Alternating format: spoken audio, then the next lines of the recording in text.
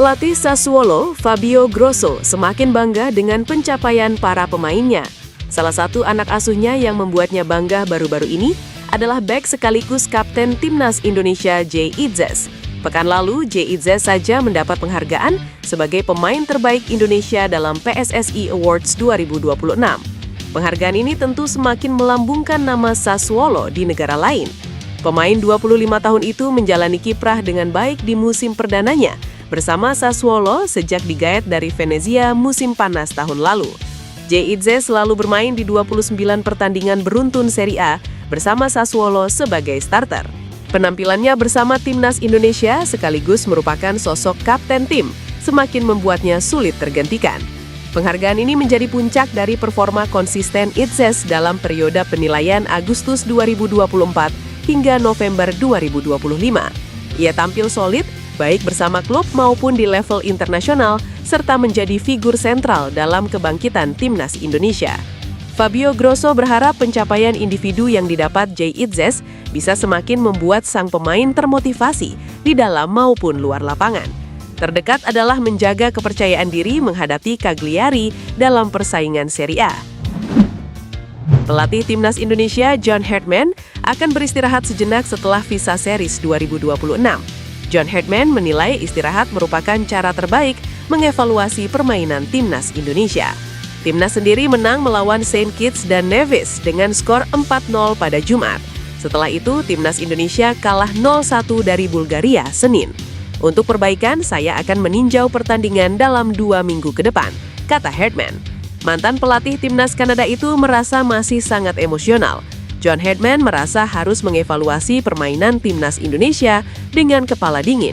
Pelatih kelahiran Inggris itu kemudian mengambil hal positif dari 2 laga pertama yang dia pimpin.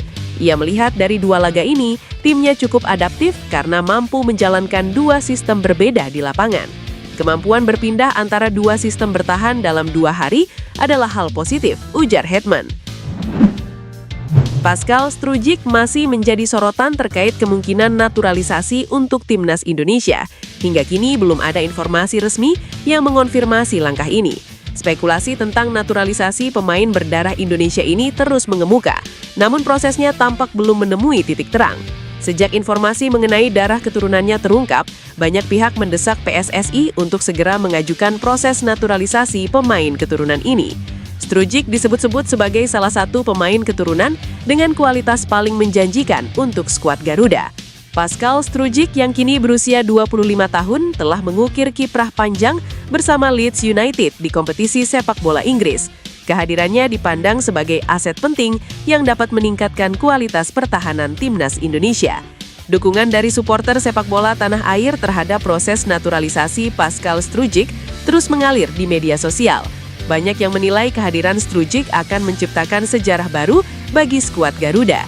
Jika proses naturalisasi Pascal Strujic benar-benar terwujud, maka ia akan langsung mencatat sejarah baru bersama timnas Indonesia. Statusnya sebagai pemain keturunan dengan nilai pasar tertinggi akan membuatnya jadi pemain termahal dalam skuad Garuda. Kabar kurang sedap baru saja berembus dari meja pengundian kompetisi kasta tertinggi benua kuning. Potensi grup neraka kini menghantui langkah timnas Indonesia di Piala Asia 2027. Meski performa di bawah John Herdman terus meroket, posisi Garuda yang tertahan di pot 4 membuat kita harus bersiap menghadapi kepungan para raksasa Asia lebih awal. Seperti diketahui, sebanyak 23 dari 24 kontestan yang akan berlaga di Arab Saudi pada awal 2027 nanti sebenarnya sudah terpetakan. AFC sudah mengambil langkah cepat dengan menentukan pembagian pot drawing. Timnas Indonesia dipastikan berada di pot 4. Bayangkan saja, Indonesia bisa saja berada satu grup dengan Jepang dari pot 1, Irak di pot 2, serta Bahrain di pot 3. Skenario lainnya adalah bertemu Iran, Yordania, dan China dalam satu grup yang sama.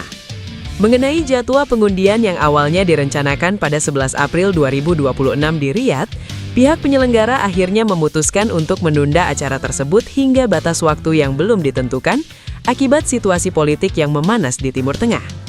Status sebagai penghuni pot 4 memang bukan posisi ideal, namun ini adalah ujian mental yang sesungguhnya. Pelatih timnas Indonesia John Herdman berhasil menerapkan strategi cerdas untuk menjaga performa anak asuhnya selama ajang FIFA Series 2026. Pendekatan ini berfokus pada rotasi pemain, khususnya mereka yang berkarir di luar negeri dan yang berkompetisi di BRI Super League 2025-2026. Hartman menyadari tantangan yang dihadapi pemain yang bermain di Liga Eropa, seperti kelelahan akibat jet lag dan jadwal pertandingan yang padat. Selain itu, proses adaptasi dengan suhu serta kelembapan cuaca Jakarta yang berbeda menjadi kendala tambahan bagi para pemain abroad. Untuk mengatasi masalah kebugaran, Hartman melakukan rotasi pemain secara strategis. Dalam pertandingan perdana melawan Saint Kitts and Nevis yang berakhir 4-0 untuk kemenangan Indonesia, ia menurunkan pemain abroad di babak pertama. Ketika J. Itzes, Kevin Dix, Calvin Verdonk, Ole Romeni dan Elkan Baggett mulai menunjukkan tanda-tanda kelelahan, John Hartman segera memasukkan sejumlah pemain naturalisasi dari Super League, termasuk Ivar Jenner, Eliano Reinders dan Mauro Zylstra. Pergantian ini krusial untuk mempertahankan keseimbangan permainan tim. 3 hari kemudian saat menghadapi Bulgaria, John Hartman kembali menurunkan skuad terbaiknya. Pemain abroad yang telah beristirahat cukup tampil sejak menit awal, menunjukkan performa yang terengginas. Dalam pertandingan melawan Bulgaria, Hartman juga merotasi kiper dari Martin Paes ke Emil Audero. Meski gawang Emil Audero kebobolan lewat titik putih pada menit ke-38 babak pertama, performa tim tetap solid. Ketika stamina pemain abroad mulai menurun, para pemain naturalisasi dari Super League kembali menjadi solusi, memastikan timnas Indonesia terus mendominasi permainan hingga akhir. Kabar baik datang untuk timnas Indonesia dari Jairo Riedewald jelang Piala Asia 2027.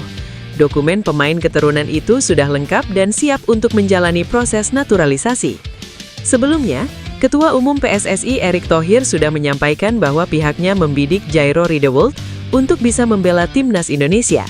Proses pengumpulan dokumen saat itu sedang dilakukan. Tidak membutuhkan waktu lama untuk mengumpulkan dokumen itu.